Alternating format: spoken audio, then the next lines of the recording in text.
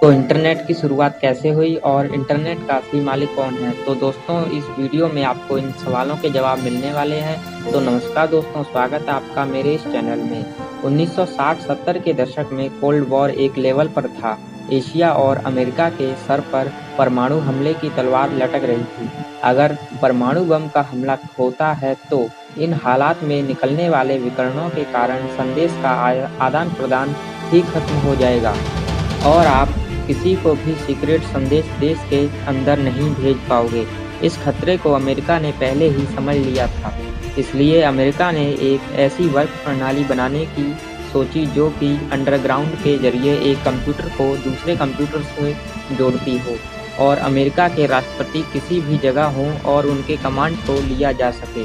America के सरकार की यह भी कहना था कि इसका कोई केंद्र ना हो, क्योंकि मान लीजिए कि अमेरिका ने किसी एक शहर में इंटरनेट का केंद्र हो और उसी शहर में हमला हो जाए तो पूरी देश के कंप्यूटर एक दूसरे से डिस्कनेक्ट हो जाएंगे। इसलिए एक ऐसी संचालित प्रणाली बनानी थी जिसे पावर ऑन करते ही देश के सारे कंप्यूटर एक दूसरे से जुड़ जाएं और अगर इस नेटवर्क का एक हिस्सा काम करना बंद कर दे तो पूरे नेटवर्क पर कोई नुकसान ना हो और जिसका कोई कंट्रोल ऑपरेटिव केंद्र ना हो।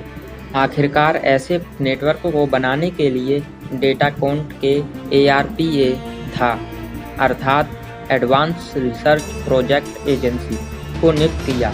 ARPA और अमेरिका सरकार ने मिलकर एक ऐसे ही नेटवर्क को बनाया जिसे पहले आर्पानेट कहा गया और अमेरिका के खास कंप्यूटर को आर्पानेट से जोड़ा गया। साल 1990 आते आते कोल्ड वॉर खत्म होने की कगार पर था और उस समय परमाणु हमले होने के काले बादल हट चुके थे और इसलिए इस आर्पानेट टेक्नोलॉजी को अमेरिकन सरकार ने नेशनल साइंस फाउंडेशन को सौंप दिया और ये आधुनिक सीक्रेट आविष्कार अब सार्वजनिक बन चुका था, जो 1990 आते आते इंटरनेट के नाम से जाना जाने लगा।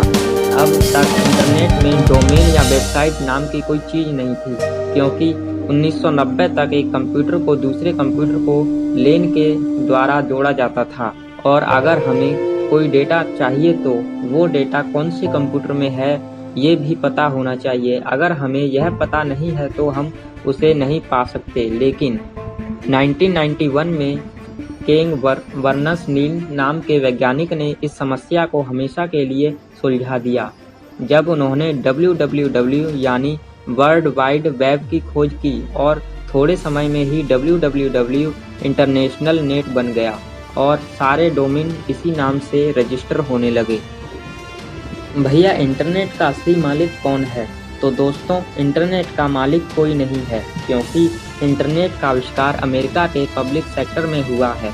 अगर इंटरनेट की शुरुआत किसी प्राइवेट सेक्टर में हुई होती तो कंपनियां चार्ज करना शुरू कर देती, लेकिन पूंजीवादी देश की सरकार के थ्रू चलने वाली यूनिवर्सिटी को बिजनेस में कोई दिलचस्पी नहीं होती। आगे भी AM FM रेडियो और टेलीविज़न की खोज सरकार के पैसों द्वारा स्पॉन्सर की गई और उन खोजों को प्राइवेट यूज के लिए ट्रांसफ़र कर दिया गया।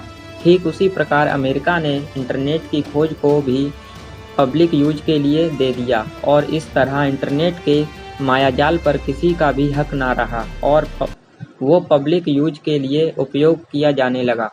परिणाम स्वरूप कई छोटे छोटे इंटरनेट सर्विस प्रोवाइडर शुरू हो गए, जिन्होंने अपने लोकल नेटवर्क को वैश्विक इंटरनेट के साथ जोड़ दिया और इस तरह पूरी दुनिया में जाल की तरह इंटरनेट फैल गए। ये वही प्राइवेट सर्विस प्रोवाइडर हैं जो हमसे डेटा के लिए कुछ पैसे लेते हैं। तो दोस्तों कैसा लगा आपको ये वीडियो, मुझे कमेंट करके ज़रूर बताएं और मेरे चैनल पर आप नए हैं तो चैनल को सब्सक्राइब करें, साथ ही नोटिफिकेशन बेल को ऑल पर करें जिससे मेरी नई वीडियो आए और आप तुरंत देख पाएँ। अगर आपने इसे लाइक शेयर नहीं किया है तो कर दो यार। तो दोस्तों मिलते हैं किसी नेक्स्ट वीडियो में। जय हिंद, जय भारत।